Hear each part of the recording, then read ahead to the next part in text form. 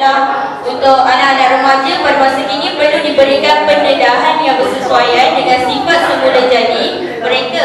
Walaupun begitu, aspek-aspek kerohanian juga perlu diterapkan, lagi terutamanya dalam aspek ukhuwah. Diminta rakan-rakan lain berikan perhatian. Diminta rakan-rakan lain beri perhatian. Okey. Seterusnya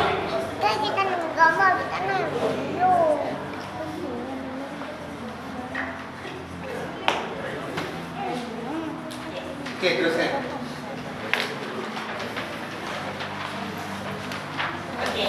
2.0 nama program. Nama program kami ialah Program Ceramah Perdana Tautan Ukhuwah.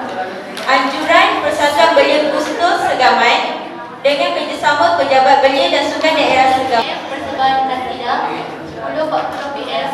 Sesi soal jawab. Kami menetapkan untuk umum. Yang kewangan tu penting, memang penting, tapi kami isikan dalam data-data di komputer. Mungkin itu lagi lebih jelas untuk diberikan kepada pihak-pihak untuk disahkan. Mana data tu kopi kasih saya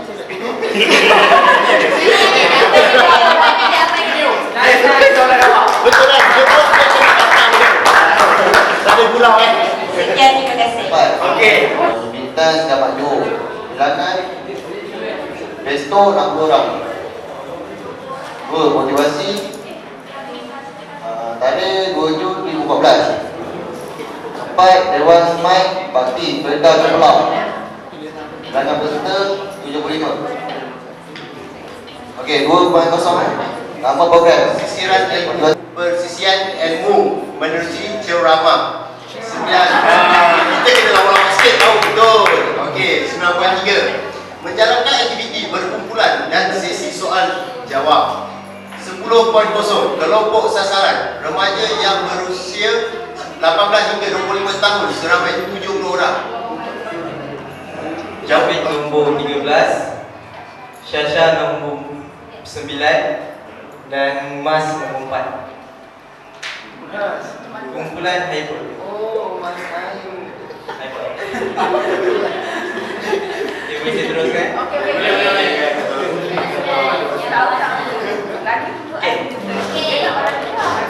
Okey, kita mula daripada atas boleh ya.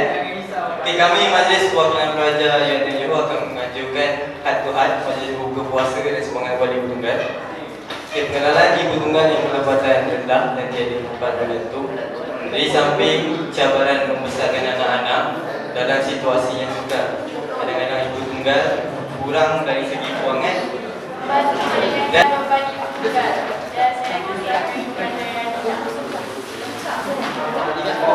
Husrina binti Husin bernombor 20. Bulu-bulu. Kakak bulu-bulu. Omar Syafiq bin Abdullah bernombor badan nombor 2. Siti Najihah Masnun bernombor 6. Rosnan Ismail nombor 19. Dan saya Muhammad Ali Fraki bin Abdul Halim 19. Nombor apa? 19. Tajuk kerja kertas kami iaitu Jejak Hang Tuah. Kita tropen.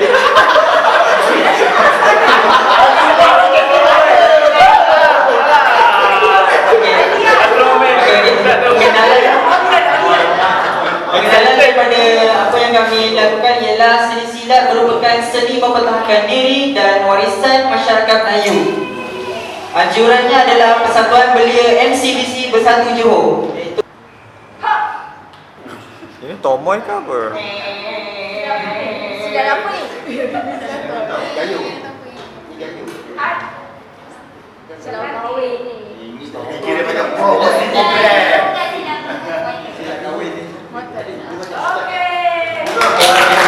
Strategi kami iaitu program sukan Impong ya.